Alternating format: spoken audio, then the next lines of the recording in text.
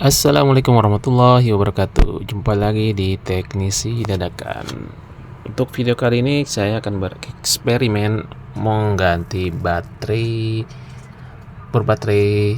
Bosch yang lama, yang awal baterainya itu menggunakan baterai Nicadmium atau NICD. Karena baterainya sudah sudah habis, saya akan coba memodifikasi atau mengganti baterai tersebut dengan baterai lithium dengan jenis baterai 18650 ya. Karena tegangannya itu sekitar 12 atau 11 volt. Jadi kita perlu baterai 18650 itu sebanyak 3 piece yang disusun secara seri. Nah, untuk langkahnya kita siapkan dulu baterainya. Nah, untuk konektornya kita hanya menggunakan konektor ujungnya yang seperti ini. Yang sebelumnya baterainya itu kita solder lebih dahulu supaya penempelannya itu lebih mudah. Nah, untuk penyolderan konektor ini kita hubungkan dengan kutub negatif si baterai. Lalu kemudian untuk baterai yang lain kita akan simulasikan seperti ini. Ya, jangan lupa siapin kabel secukupnya untuk menjumper atau menghubungkan antara baterai satu dengan baterai yang lainnya supaya hubungannya itu seri ya.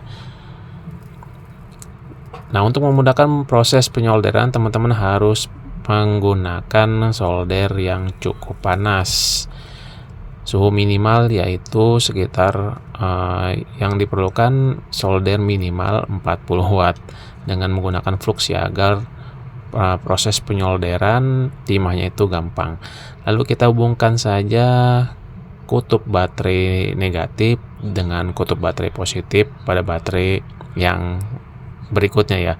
Kita susun secara seri supaya dapat menghasilkan tegangan sekitar 11 volt, karena 3,7 volt kita kalikan 3 sekitar mungkin ada 11-an lah, 11, 10, lah. Ini cukup untuk menggerakkan motor si bor baterainya ya. Karena bor baterainya itu motornya menggunakan tegangan sekitar 12 volt. Untuk baterainya sih saya rasa cukup. Nah, untuk baterainya teman-teman bisa menggunakan ampere ya, bebas ya. Jadi untuk eksperimen teman-teman bisa menggunakan baterai bekas laptop atau baterai bekas vape. Jadi saya gunakan ini baterai baru. Lalu kemudian kita susun secara seri seperti ini. Untuk kutub-kutubnya bisa teman-teman lihat sesuai dengan yang ada di video. Nah, cara ini bisa teman-teman lakukan sebagai alternatif ketika baterai bawaannya itu sudah soak, karena harga baterainya itu boleh dibilang cukup mahal dan keberadaannya juga sudah hampir punah di peredaran. Jadi kita bisa siasati dengan menggunakan baterai seperti ini.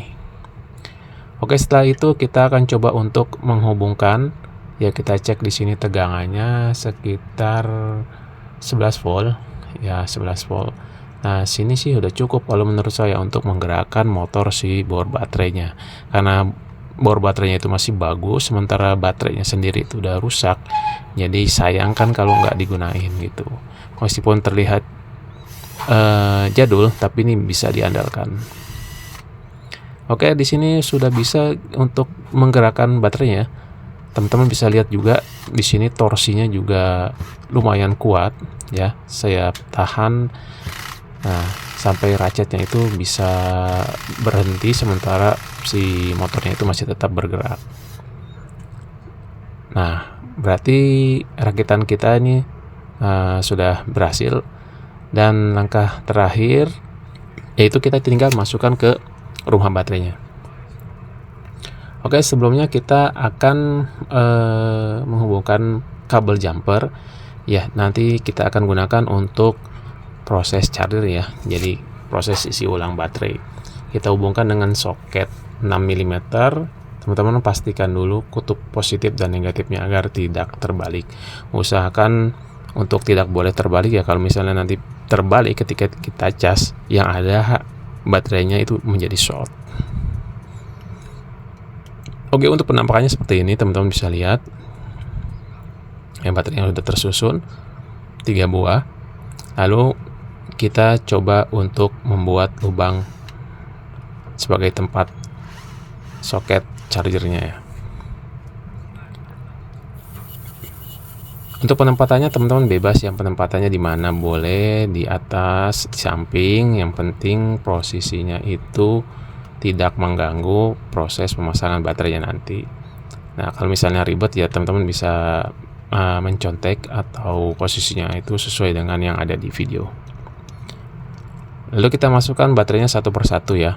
Teman-teman bisa di sini bisa untuk simulasi agar posisinya itu bisa masuk dan tidak sempit atau pas lah. Nah, karena di sini nggak ada media untuk supaya baterainya itu posisinya stabil, jadi kita cukup menggunakan pengganjal bebas. Teman-teman bisa menggunakan potongan kardus atau kayu. Di sini saya menggunakan Evapom ya. Evapom saya potong setinggi diameter baterai, lalu tinggal kita beri glue stick agar posisi baterai itu stabil, tidak bergerak.